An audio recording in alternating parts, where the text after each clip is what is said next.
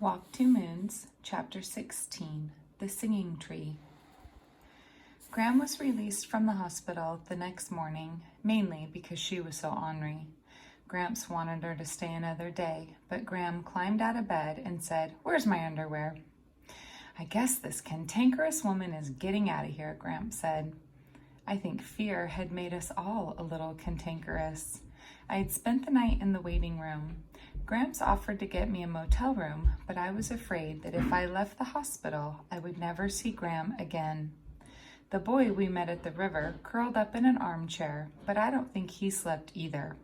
Once he used the telephone. I heard him say, "Yeah, I'll be home in the morning. I'm with some friends." The boy woke me up at 6 o'clock and said Gram was much better. He handed me a piece of paper.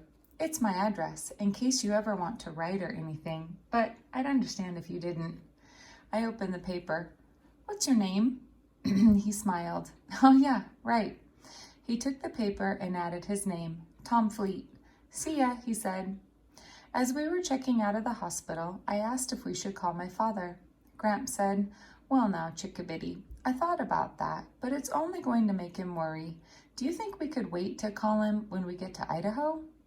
Gramps was right, but I was disappointed. I was ready to call my father. I wanted very much to hear his voice, but I was also afraid that I might ask him to come and get me.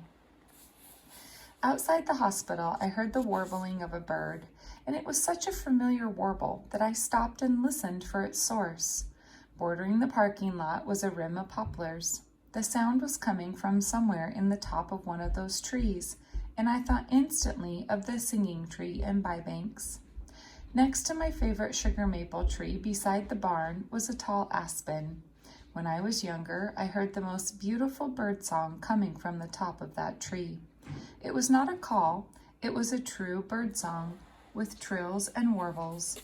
I stood beneath that tree for the longest time, hoping to catch sight of the bird who was singing such a song. I saw no bird, only leaves waving in the breeze. The longer I stared at the leaves, the more it seemed that it was as if the tree itself that was singing. Every time I passed that tree, I listened. Sometimes it sang, sometimes it did not, but from then on, I always called it the singing tree. The morning after my father learned that my mother was not coming back, he left for Lewiston, Idaho. Gram and Gramps came to stay with me. I had pleaded to go along, but my father said he didn't think I should have to go through that. That day I climbed up into the maple and watched the singing tree, waiting for it to sing. I stayed there all day and on into the early evening. It did not sing. At dusk, Gramps placed 3 sleeping bags at the foot of the tree, and he, Gram, and I slept there all night. The tree did not sing. In the hospital parking lot, Gram heard the song too. "Oh, Salamanca," she said, "a singing tree."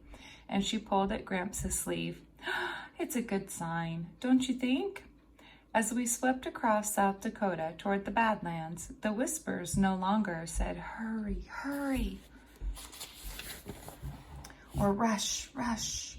They now said, "Slow down, slow down." I could not figure this out.